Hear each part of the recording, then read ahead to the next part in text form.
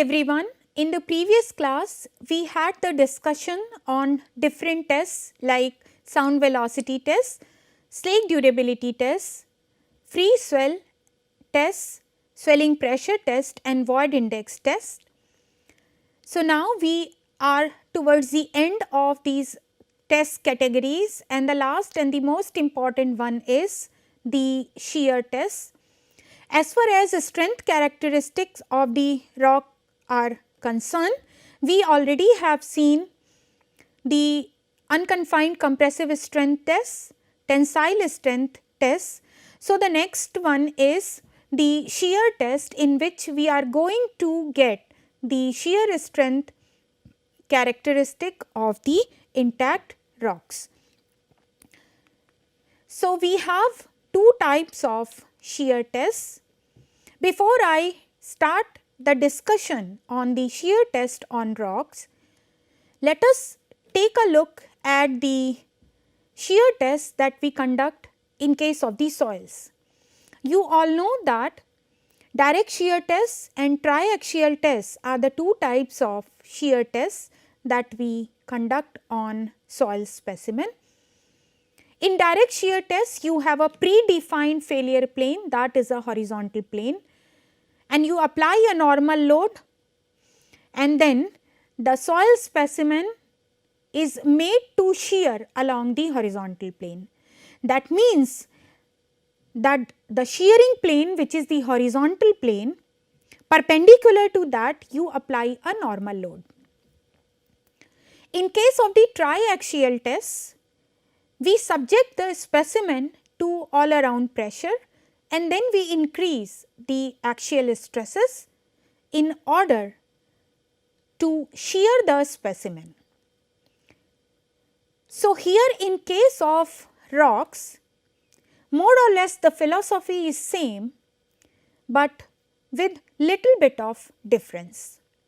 So, here the shear tests, they are divided into two categories. In the first category, there are methods which involve zero normal stress on the shearing plane, and the second method or the second category has the shear tests where we are conducting the tests with compression, like we do direct shear test in soil. So, let us first start with the first category, in which you do not have any normal stress on the shearing plane. There are different types of tests. First one is single shear test. You can see here in this figure that a rock specimen, that is this one, is mounted on this assembly, which is, this specimen is square prismatic specimen, and it is rigidly held in a special fixture with one end protruding. That means this end is protruding and this end here it is fixed rigidly. Now, through a slot in fixture, a shearing cutter with a straight cutting edge can be moved. Look at this, that this is what is your cutter. There is a slot here and you apply the force from here, and what will happen, that the specimen will be cut along this plane. Okay.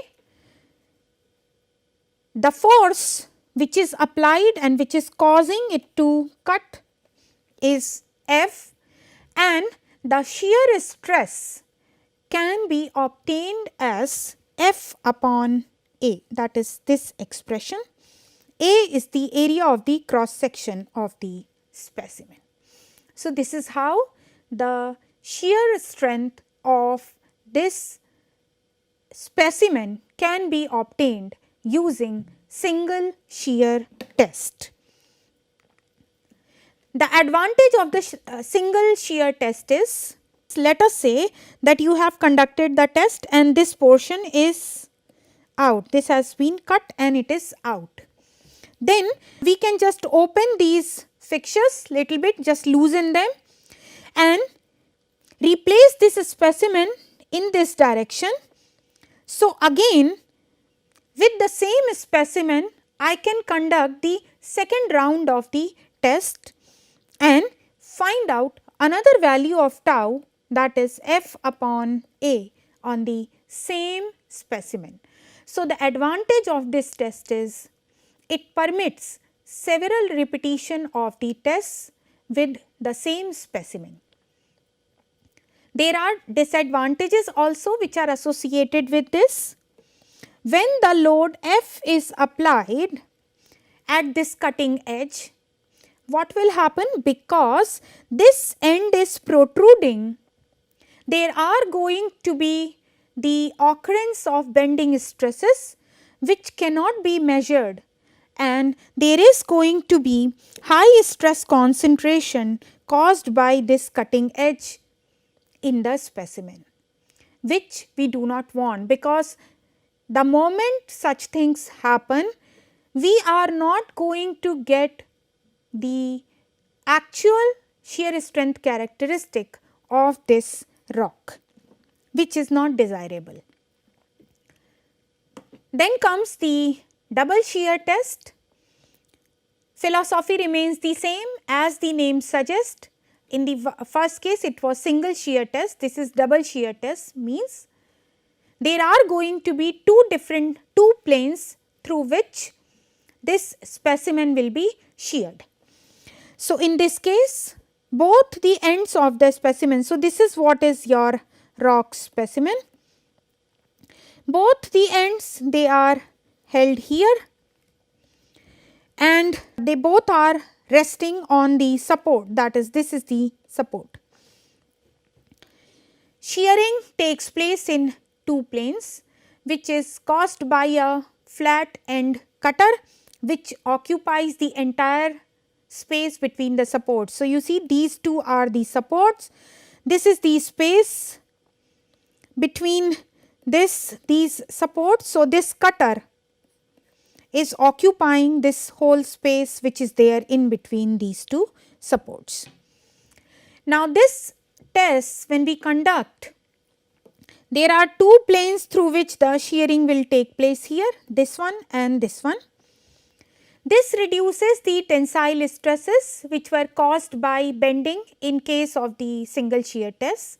However, the stress concentrations are still there at the cutting edges and tensile stresses also cannot be eliminated completely.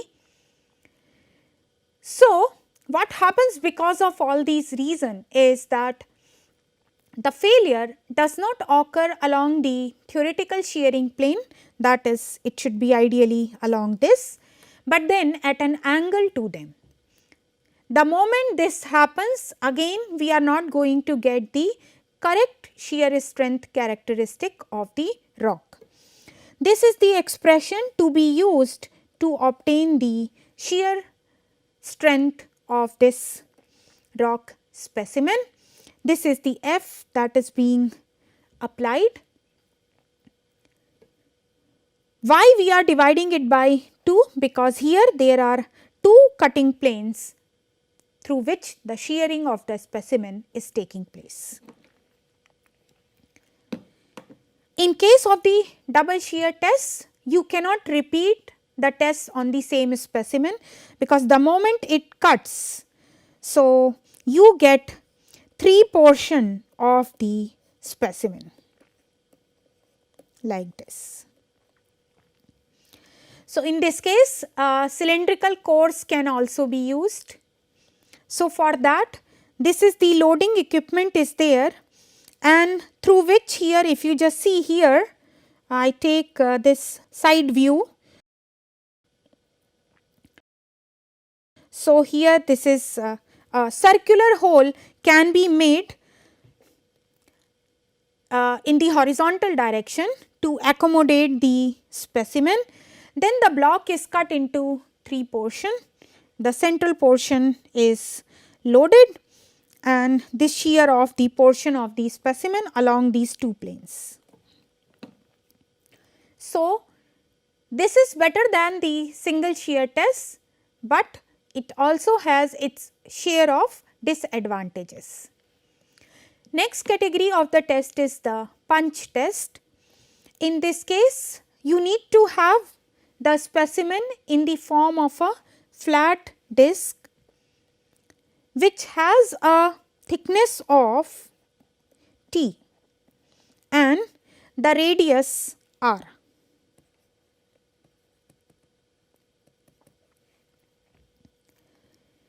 And this is fixed on a ring shaped support. You can see here that this is what is your support. It is, if you see in plan, it is a ring shaped support, and the shearing takes place using this cylindrical plunger whose diameter is equal to the inside diameter of the support. So, you see that this is your flat disc, this is the plunger, these are the support system, and through this it will be sheared. This flat disc specimen will be sheared. In this case also, the specimen can be tested once. Tensile stresses are present. These are caused by bending, and there are stress concentration near the cutting edge, as it was there in case of the earlier two tests.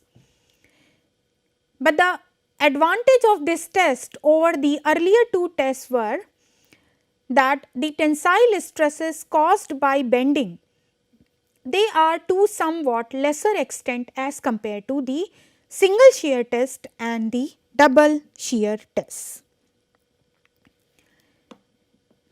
High shear stresses, they occur at the loading edges, and what they do is they cause non-uniform stress on the fracture plane.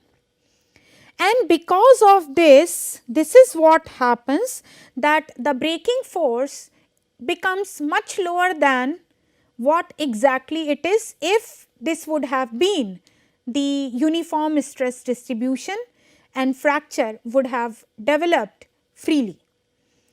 So, similarly, load required to punch will not be proportional to the area of the shearing surfaces. So, these are some of the limitations of the punching tests.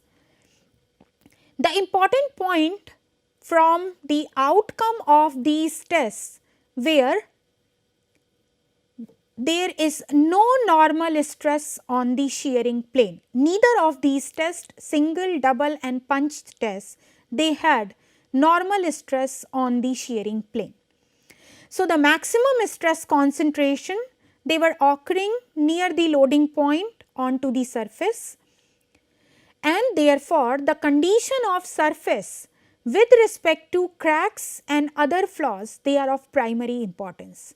Let us say that during the process of preparation of a specimen, if there has been a damage to the surface of the specimen, that will have direct effect if you conduct these type of tests. So, you see that the process of preparation of these specimens affecting the surface property of the rock will also affect the strength value, which is really not desirable. One needs to avoid that. So, in order to eliminate the unknown tensile stresses which may lead to results to the lower shear strength as compared to what exactly is there of the rock that we are testing, the method for determination of the shear strength with compression, they were developed. That means, because when you have zero normal load on the shearing plane, there are other problems associated with the generation of tensile stresses, and then because of the factors during the preparation of the sample, the factors which are influencing the surface, they are also influencing the shear strength characteristic. To do away with all these difficulties, the methods were developed for the rocks to determine its shear strength with compression on the shearing plane. Now, with these methods, compression stresses, they can be calculated in the shearing plane, and this eliminates completely the unknown tensile stresses. So, all the problems which were there because of these unknown tensile stresses, they can be overcome with the use of second category of the methods, in which you have the determination of shear strength with compression. Take a look, we have many methods in this. So, first one is the direct shear test, and this test can be conducted either on the intact specimen, and this test can also be conducted along a joint. So, first we will take the first category, that is test on the intact specimen. You can see a line sketch here where the rock core has been mounted, and this is what is a shear plane. Along this plane the shearing is going to take place. So, you see that perpendicular to that, now the normal load N has been applied in this case, which was not there in the earlier cases. So, in this case the horizontal normal load on the vertical plane of shear is applied, and that could be varied. Vertical shear load is determined at the failure, and this is what is your rock core. You know what is going to be the shearing area, and at the failure, if you divide these loads, that is shear load and the normal load, by the shearing area, you are going to get the shear stress and the normal stress respectively. So, here we find out the shear stress, that is tau equal to T upon A, and the normal stress sigma as N upon A. And if we plot these, let us say in this manner, here it is sigma and you have tau at the failure. Let us say I test 3, 4 or 5 specimen, say I get some this kind of curve. I can fit a straight line, and then assuming that it is following the Mohr Coulomb failure criteria, I can find out the shear strength characteristic by finding out this intercept C and this angle phi. So, this is how that we can interpret the results from the direct shear test which is conducted on an intact specimen of rock. Another category on the test on specimen, intact specimen of the rock include this, the test that is conducted in an oblique shear apparatus. This is more common and it is carried out in the lab. So, instead of having a vertical plane of shear, here we have inclined plane of shear. So, you see that this is the plane of shear whose inclination is theta, and the arrangement in the apparatus is in such a manner that this angle theta can be adjusted and the shearing can take place along the desired value of this theta. How this is done? Take a note of it that the load is applied in the vertical direction only. Okay. Now, the question is, I am saying that I am discussing the shear strength test with compression. So, where is that in this picture? It is not really visible right now. Let us go ahead. So, basically this apparatus has wedges here, A wedges, two wedges are there, A wedges, they are there to set the shearing angle. B is the test block which holds the specimen in this position, that is, it is making an angle theta like shown in this figure. One assumption which is made is that the specimen is cylindrical and it has L length and D be the diameter of the specimen. So, the failure is assumed to occur on the plane L by D.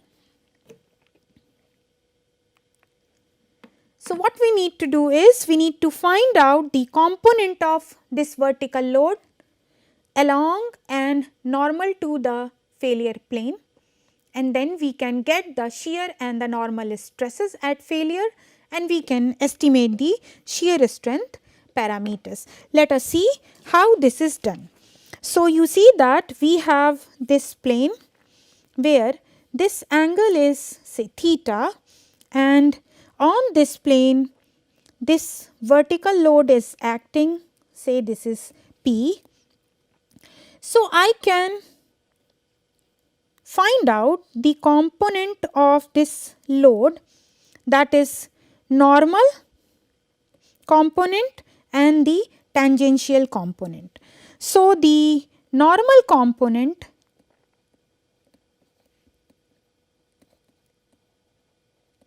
which is say n, that is going to be, see this angle is theta.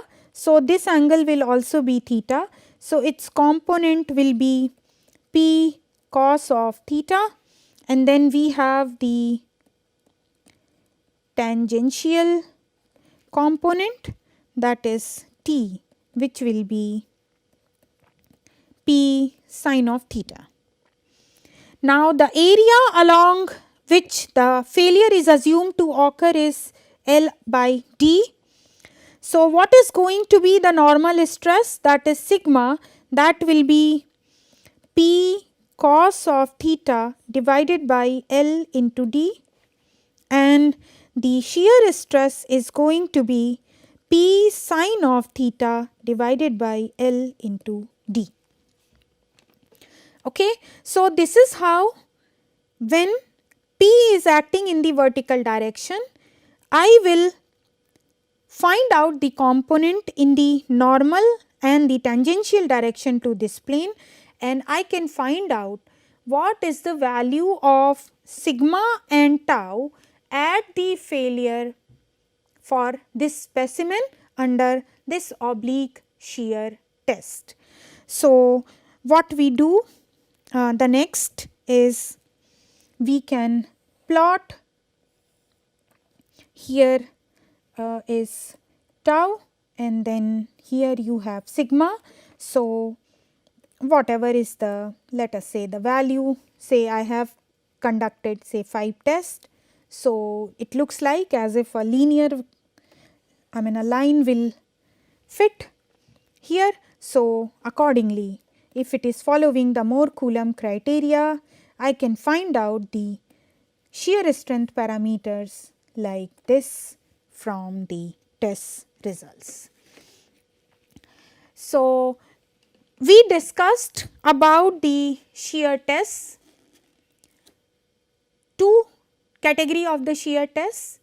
One category, we do not have the normal load on the shearing plane, and the second category includes the shear strength determination with compression. In the first category, we had single shear test, double shear test and punch shear test, and we saw that the unknown tensile stresses are getting generated and which are not giving us the exact value or the actual value of the shear strength parameters as that of the actual rock, and therefore, the other category where the test is conducted when you have the compression on the shearing plane, that were devised.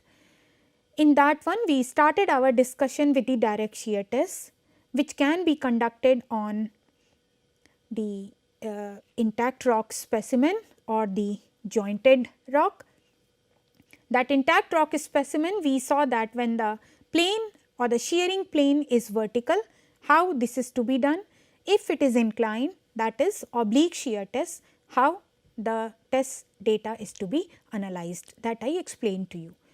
In the next class, we will see that how this test can be conducted on a joint, and that would be followed by our discussion on triaxial tests. Thank you very much.